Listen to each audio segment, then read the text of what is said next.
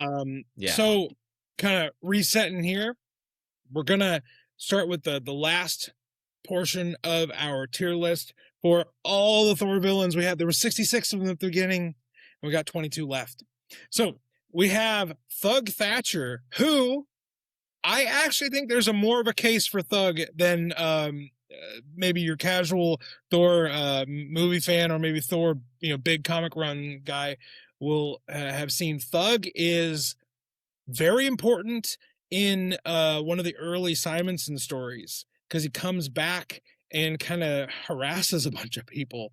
Yeah. But he was also an early Thor villain in the early Journey into Mystery days. So where do we want to put Thug? Just a human crime boss.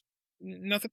Thug Thatcher, not to take up too much time, but Thug Thatcher kidnaps Jane Foster to have her give medical attention to some other crime boys. He eventually becomes the Zaniac, Yes. right? And he's the one that I think isn't it his kids that get adopted by Volstagg? Yep. So there's a lot more to this character than people might casually C's, but I think that bumps him up to B tier for me as opposed to C. I got no problem with that. Like, if not for being the we have him in the same tier as Ymir, Fenris, Fafnir, these big threats to Thor, these big monsters. Yeah, Thug is more of a he's wired in all these kind of these weird places, which is kind of nice. Then we have the Enchanters, fantastic villains who were reimagined by Jurgens, created by Stan Lee and Jack Kirby. Eric, what do we want to do with the Enchanters? Ooh, okay. So they're incredibly powerful. They make a lot of appearances and they are interesting, but they're not gonna break into the A tier for me. I think they're going to stay solidly in B tier. Absolutely. I do enjoy them. I got to like them more the more I read them. If you just read like one appearance, it's like, okay. But even in the letters section of the early Thor books, people are writing in talking about, oh, I love those Enchanters characters. That was a great arc. During the Jurgens run, don't they Voltron together to make one big super enchanter at one point?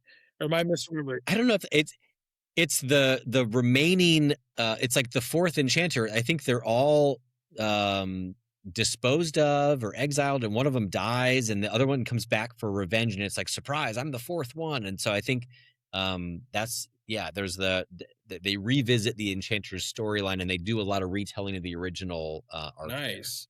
Now we have the Circus of Crime, which I do not associate as Thor villains, but they're on this list. Why not? So Eric, convince me, where does the Circus of Crime belong?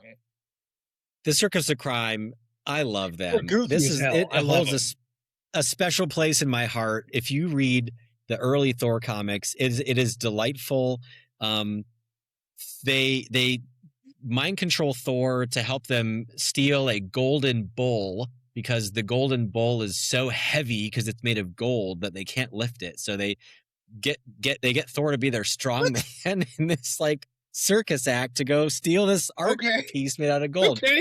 And then there's this, and then they I think they revisit the crime circus, and then there's this Thor impersonator that's there, and he's juggling and lifting weights, and it looks just like Thor, but it's not Thor, it's this impersonator. So just goofy, interesting stuff. They've got a heart of gold, and I think I don't know. I think there might be C tier, but they might be able to make it into B tier. I don't know. C maybe they'd be more at home with the Stone Men from Saturn. I feel that. Let's stick them in C tier for now.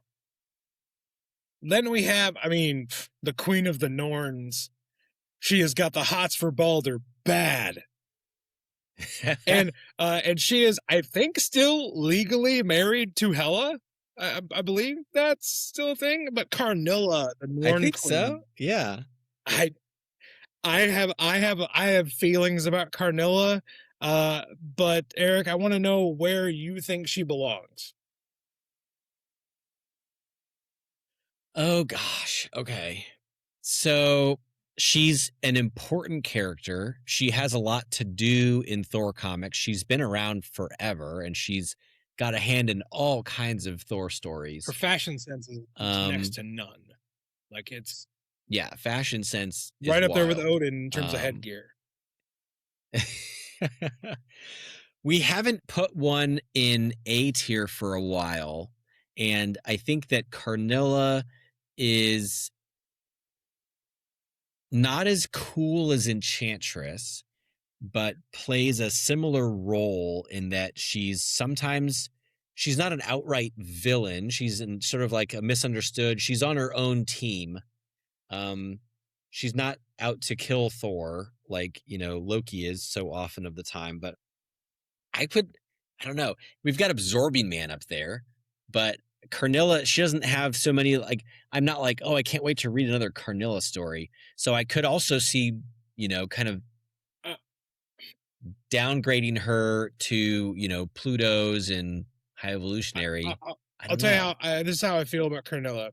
She is synonymous with Thor comics, but she is not. She is not considered a threat to Thor. Right. I'm willing to put her tippy top of the B tier, right next to Laufey, because I think her and Laufey are the same level of kind of threat. It's like, yeah, they're gonna try from time to time, but they're never gonna win. She's up there with Pluto. Yeah. Let's put her right in between Laufey and Laufey and Pluto. Come on, there we go. Now, next, talk about fun Thor villains. The Wrecker. And just for kicks, let's do the Wrecker and the Wrecking Crew, because the rest of the members of the Wrecking Crew are not in here. But Wrecker's tons of fun, Eric. Like, he is goofy as all get out. He's Absorbing Man with a posse. So what do we want to do with Mr. Wrecker here and his magic crowbar? He's also incredibly powerful and gets nerfed over time. When he's first introduced, he's using that crowbar to like rip up entire chunks of earth, and it's very, very powerful. He's also got one of those origin stories where it's just so fun. I think he's in a dark room and Carnilla shows up to give Loki a power up, and he has Loki's, horns on, and she gives him the power up instead of Loki by mistake. Oops, I gave you this power up. And so now he's this Thor villain. He's just in the wrong place at the right time. God, I don't know. Okay, he is a lot of fun. He's Absorbing Man, kind of fun.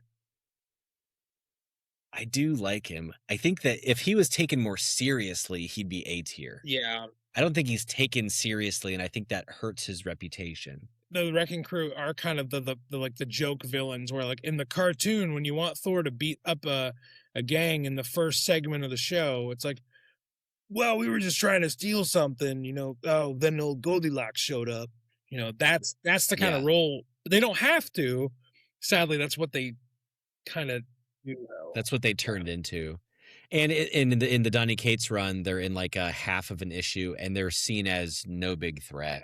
It's just like, oh, it's the Wrecking Crews. Okay, so maybe B tier then. Absolutely B tier. I think they are. They have that thing where, yeah, they're not an A-level threat, but in terms of recognizable Thor villains, you would say, oh, the Wrecker, that's a Thor villain. Oh yeah, yeah. Now here we go. Here's my boy, Ulick the Troll. You can't be biased. You can't have any pet favorites. You have to be objective. But I think Ulick is he's like the definition of a low A tier, because he does have moments where he is a threat to Thor.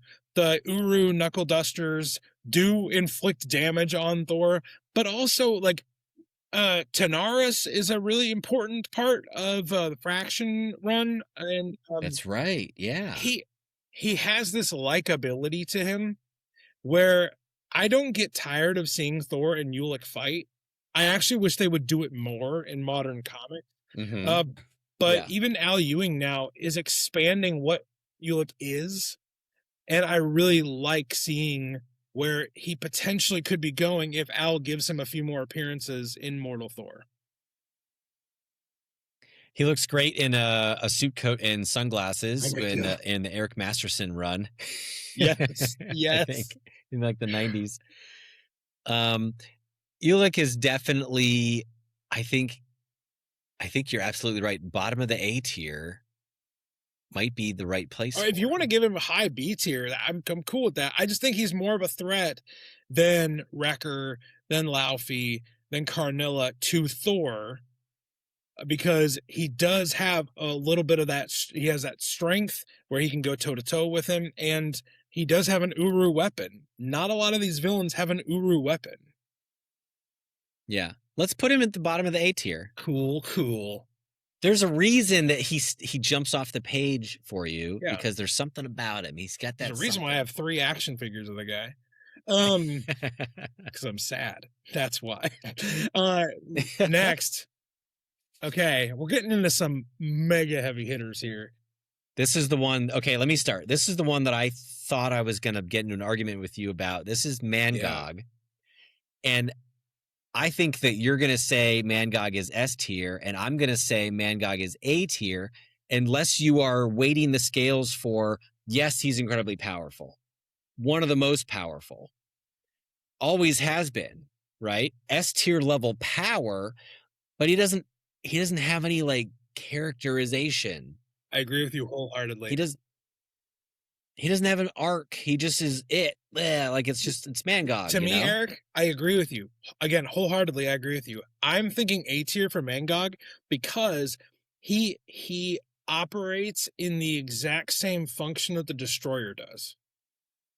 He's pretty much the same narrative device as the Destroyer. So Mangog top of the A tier, along with Surtur. Like Surtur is a fantastic cosmic threat. He's an end game level, power level villain, but no one, like, there's not a definitive Mangog, like, yes, there's a definitive Mangog story, I know, but like it's not, but that's not because of Mangog. Like, he is, to borrow something Faz really is enjoying, is Superman right now. He is the Doomsday to Thor's Superman. Like, Doomsday is not a complicated villain. Mangog is not a complicated villain. His power level, great, but his complexity really just takes him down a notch. I mean, very creative. The whole like billion beans and like the whole origin story, it's very creative how he got there. But in a story, the device of him in a story is just he's this concept of a big bad, and he doesn't have to have a lot of intricacy. So now next, Eric, we have Galactus, the Devourer. Mm-hmm. I feel a way about Galactus as a Thor villain. Now, most people are going to look at this and be like, what? He's a freaking fantastic Thor villain. Do your homework. Galactus shows up all the time in early Thor stuff. He doesn't throughout Thor. We did a whole episode on Galactus's many appearances in Thor comics. So Eric, is it crazy to think that Galactus could be an S tier Thor villain? This is where we got to decide how we're going to separate this out. Galactus is an S tier character in Marvel Comics, but as a Thor character, he feels more like a Surtur, right? Because he shows up and has a big battle every now and then, but he's not like interwoven with like the Thor mythos, right? Yeah, I guess maybe I'm thinking of the big Galactus moments that happen in Thor. Like we learn about Galactus's origin in a Thor book. Not a Fantastic Four book. And let's be real, the Donny Cates opening arc, it went to like a 6th or 7th printing. Like there's a reason. It was amazing, and it's all about Galactus, right? So are we confidently agreeing, I believe, on A tier?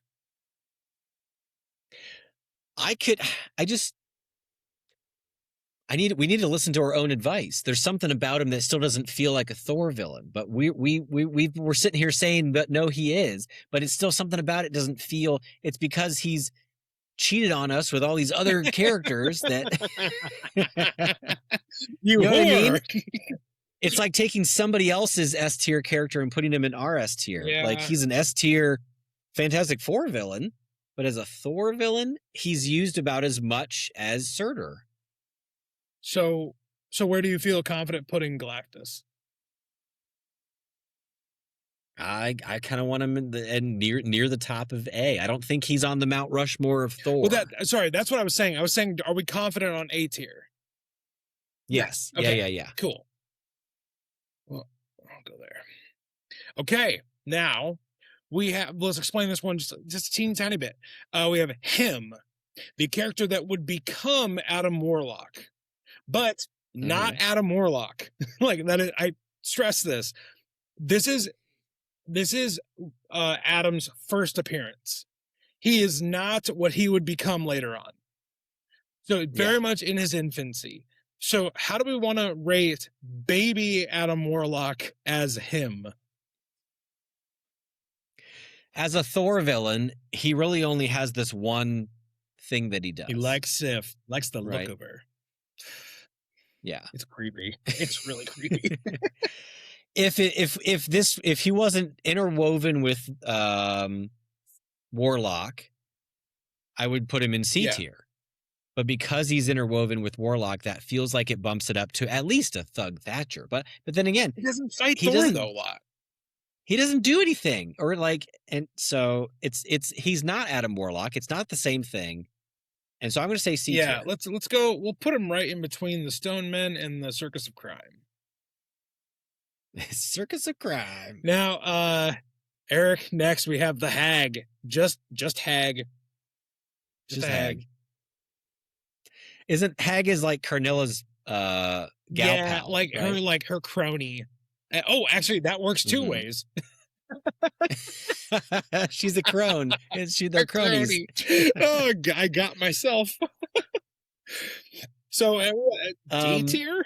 Like, I would say possibly top. Let's say top of the D tier, because I can think of a role they played in a story or two, but I really don't know anything about them, and I don't really move care. Over, Hippolyta. So. The Hag put you in the back seat. Next, we have the Thermal Man. Now, Eric, you're gonna have to give me a little bit of a primer on the Thermal Man if you have it. Thermal Man. I think it's powerful robot, maybe from the future. I forget. He's on a cover or two in early Thor comics, but that's about it. I mean, it's a multi-issue villain arc that automatically makes them probably more important than a D tier. I'm going to say a strong C tier for this. Okay, well, put that's where my cursor is. So actually, I'm not going to do dishonor to the Circus of Crime. Next we have Ugarth. Who? We got to do Ugarth and Xano at the same time because it's a father and son. Oh, okay, Ugarth team. and Xano. So if we can move... move... I know these ones. Don't they go by different names? Don't they? There's a name in here. Oh gosh, Eric, who are they? Who are Ugarth and Xano? I feel like they're part of like an alien race. They're in outer space and they're in Thor comics. But do they have anything to do with the a villain that's not on this list actually? It's like a crystal. It's like a crystalline villain. In early Thor comic. Oh, I think you're right. I think there's something like that. Yeah. There's like this ruby crystal monster thing, and it's on the cover. Just because I do remember a story they're from, maybe C tier or top of D tier. I'm gonna say top of D tier because we're really struggling here. This is great podcasting where we're like, yeah, those guys from that thing, maybe. Yeah. But no one can forget Cronin Krask. So obviously he's like an S tier villain, right, Eric? Good old Cronin Krask. I mean, the mustache helps, but He's I think that's cosplay Volstagg is what he is. That's what he is. yes, yeah. What do we have any recollection of this guy, or is he straight to D tier? Again, I think it's the D clicking tier. is not a good Yeah. sign.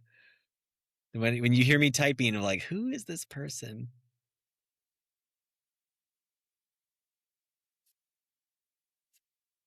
Does the same go for Crypto Man? Here's the thing. I Here's the thing. remember Crypto Man, and I think Okay. there's a cover of his that is really funny to me because it just says like it's like Thor against the power of crypto, and it always makes me laugh. I'm willing to give him top of D tier just for that. I mean, do you know more about Crypto Man than Cedric the Merciless or I mean, Growing Man? I know the cover mean, that he's on, but I don't feel like that's a strong okay. case. That's not really much of a story Yeah. beat, so D tier it is. Let's clean up a little bit of the chaff here because we're getting towards some big guys. So let's do Igron.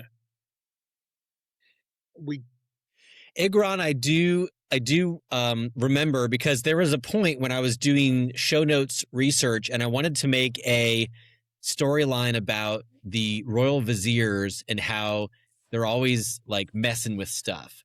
And there's so many examples. Cedric the Merciless, and then this guy Igron, I think, is one of the advisors. Okay.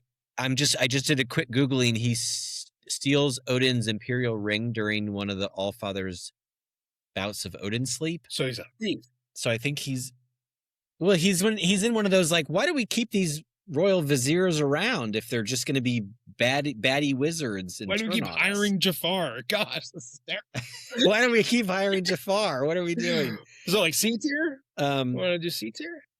And then I think, isn't he the one that I think like Loki goes to visit him when he's imprisoned, and Jason Aaron retcons that like didn't he teach Loki his spells or something like that's this guy.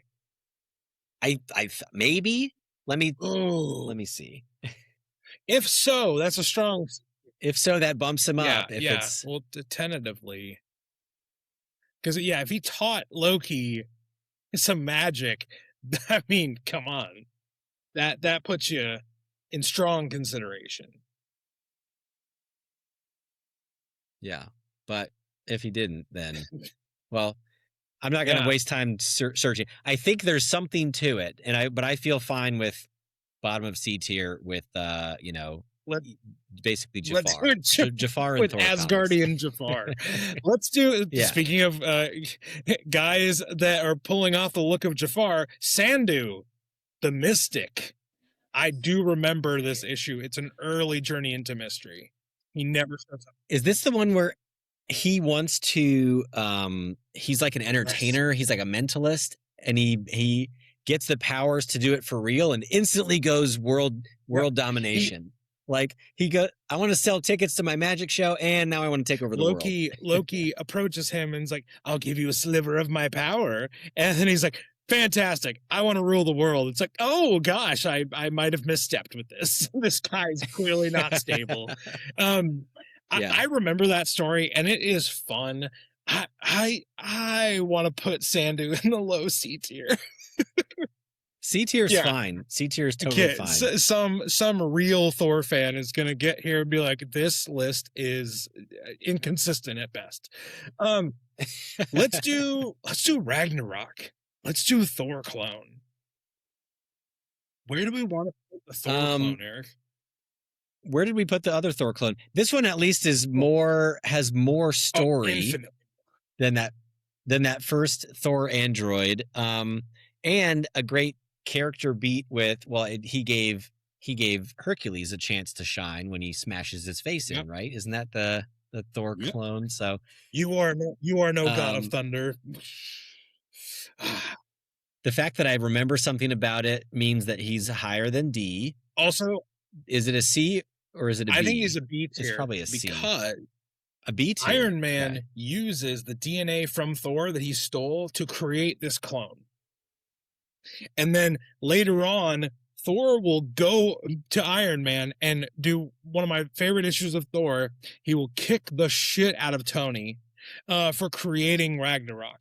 Then later on, Ragnarok goes and joins the Thunderbolts. So like he's done stuff, not in the last few years, but I think Ragnarok is like low B tier level quality. Yeah. Well, Yeah, I think so. let's put Robo Thor there. Robo Thor. He kind of like his look is very much a combo of Thor and Scourge together, which is it's a vibe. It's a vibe. Okay, now let's go to the Thor glory years of the 1990s, and let's do Blood Axe, the most 90s Thor villain name you're gonna find, Eric. Where do we want to put Masterson's arch rival, Blood Axe? Well, she is definitely an iconic character. I'm getting that right? It's Yeah, a she. yeah. Which was a huge twist at the time because everyone's like, "Who's this dude? He's so hardcore," and it's like, surprise! I'm your rival. Was a architect or beautiful something woman. at the time. But like the look alone is like a red mask, like a red skull type mask. She wields Scourge's axe and has like a leather jacket. It's all studded with spikes. Like they were trying to give Masterson a rival, and I don't think it worked. But I think Blood Axe is memorable enough to maybe warrant a low B tier. I agree with that. Yeah. A memorable character for sure. People, if people are familiar with Thor comics, they've definitely seen Blood Axe. Whether they stand out as like having an interesting, well, no, I guess I'm talking myself into it even more. They do have an interesting backstory because this character shows up over the entire Masterson run. We just don't know who it is. So I think solid B tier. I think that's fine. Now let's do Chen Lu, the radioactive man. Where do we want to put Dr. Chen? Because he just showed up in Mortal Thor, and is a threat to Thor and to Sigurd. Obviously, more because Sigurd's just a guy, but like is a threat to Thor. He can stand toe to toe with the God of Thunder. Eric, where do we want to put Chen Lu? He's definitely powerful, but again, just my character association in my mind says that he just belongs right alongside King Cobra and Grey Gargoyle because the Al Ewing run has just left such an impression on me. Right. If it wasn't for that run, I might have even put him in C tier if this was like a few years ago. Right. But I think that now I know him so much more, and so I think he's a solid. We do have all the gods of Midgard in B tier. I would just clarify that little bit of development. Now we have 2 left, and thus far we have only put 2 characters in the S tier. We put Loki and Hela in the S tier. Eric, will Gorr the God Butcher be joining them in S tier? Hell yes. It's an easy yes. Oh my goodness. What a fantastic character to kick off the greatest Thor run, and it checks all the boxes, all the criteria that we've been creating as we've been talking through this. The interesting character, the power level, complexity, the power level, the memorable look, the design, like everything's there. It's just it's one of the best comic book characters of all time, and maybe clearly, a top 3, top 4 Thor villain. We also, one thing with Gorr as well, because I don't want to just move real quick past this, but Gorr, it means a lot to all of us hosts on ATB. But yes, you may look at the other 2 villains that we have in S tier, and you might think, well, Hela's been around forever. Loki is like the most appearances of a Thor villain relative to a lot of the people on the A tier and even the B tier. Gorr has few appearances. I think this is where Gorr's appearances and the quality of the appearance matters more. Quality matters a lot. And you might be looking at this and comparing and saying, well, Surtur is more of a quintessential Thor villain, and Surtur's been around forever. Why isn't Surtur up there?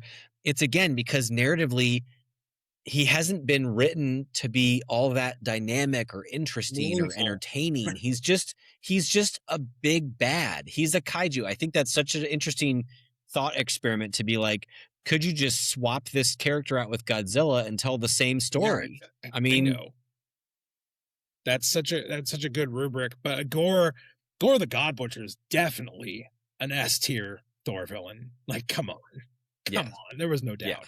Now, there might be a little bit of doubt with this last one, but let's see where Malekith the Accursed, the King of the Dark Elves, the would-be conqueror of the realms, if it wasn't for, him eating an L from Thor in War of the Realms. Where does Malekith go on our tier ranking of all the Thor villains, Eric? I think that, oh gosh, this one's tough. I could make a case for A and I could make a case for S. If he's in S, I think he's the bottom of the S. And I think if he's in A, he's in the top 2 in A. He's powerful. He's interesting. I think that what tips the scale for me is the backstory. I think the backstory of him, shoveling the corpses and the behind the scenes, the origin story, the maniacal character, the playfulness, the murderousness of the whole thing. He's definitely an interesting. In a lot of ways, he's like early Loki. He's that's a good comparison. He's like Death Wish Loki, where it's we want to bring this truly evil character to the forefront when Loki had already since moved on from that role in the comics. Malekith is a definitely a fantastic substitute for that kind of character in the story. Oh gosh, Eric, I think Malekith is worthy of S tier. Do you agree he's in the bottom of the S tier though? Yeah, if we end up with 4 up there, he is the lowest one of the 4. But I will say this: if it weren't for the War of the Realms, we wouldn't be discussing it this way. But the War of the Realms did happen. Absolutely. Like he is the end villain of Jason's big crossover cap of in our opinion, the greatest Thor run of all time. But hold on now. So like Malekith kind of gets duped by Dario Agger. And where's Dario? He's not on this list. There's quite a few villains missing from this list, Eric, which just means we can do more later. We can do it again, all over again later. Because I mean, yeah, okay. So what order would you put the top 4 in then? I'll concede S tier. He's right on the bubble, but he tips the scale because Jason Aaron executed the story so well. I think that really makes him memorable. So memorability makes a big impact. So we have the tiers set up, but like Eric said, how would we rank the top 4? Essentially, we've created our Mount Rushmore, our Mount Rush Thor. Yeah. Mount Rush Thor. I mean, obviously, Loki is number 1. That feels academic at this point. I think I would put Gorr next. I would put Gorr second. Yeah. He hasn't been around as long, but my goodness, he packs the punch. In terms of memorability, like he really stands out. And then Hela, then Malekith. And you know what I realized we just did? We did pick the main villains from all the MCU movies. I didn't even think of Okay, that. Well, we're talking comics. Right. This is comics. And maybe the producers did the same thing. Maybe they ranked him and they're like, yeah, we got to make movies about these characters because they're at the top. But they did leave out Dario Agger, so man. Eric, any final thoughts on our tier list? Like, this has been a riot, but any final thoughts on what we did here? I think I'm willing to lock this in. Even without Googling who some of these D-list people are, I'm willing to lock this in and say we got this 100% right. And I want to hear in the comments And on social media, if you disagree with any of these picks, make your case, because we love talking about this, and it's so much fun going down memory lane and being reminded of some of these characters and who they are and what they mean to us. And this was so effective, I think, this rating system, to separate out in these clear levels. I think it makes it really obvious which ones belong in these different sort of family sets. I couldn't agree more. I think we did a good job of weighing out the pros and cons of different people, and how and why we were thinking through these things. And I agree with Eric. If you have thoughts about where we landed a few different people, let us know, because that's all subjective anyway. Like, you might be a big Stonemen from Saturn fan. Please tell us why. And you may think like, Loki's not that great, guys. Calm down. But we're more than willing to have that conversation in the comments on social media. So if you want more of Across the Bifrost, you can check out the links in the episode description: Patreon, Instagram, and Discord. Links for all that down there. And please don't forget to leave a rating, subscribe to the channel, like it, comment below, do all those things. And hopefully we can have a lively conversation about our favorite Thor adversaries and where we ranked them in our tiers. So this was fantastic. I hope, like, we have Eric has read every Thor comic, so we have hundreds of issues to go through, where we could do another 22, we could do another 25. I'm sure we could do a lot more. So maybe we'll come back and we'll do another part in this tier maker ranking. But Eric, this was a ton of fun. So everybody, whatever you're doing, no matter where you are, no matter what villains you're facing, just remember to do one thing, and that is stay worthy. Bum bum bum bum bum. Ba-dum-bum. Okay.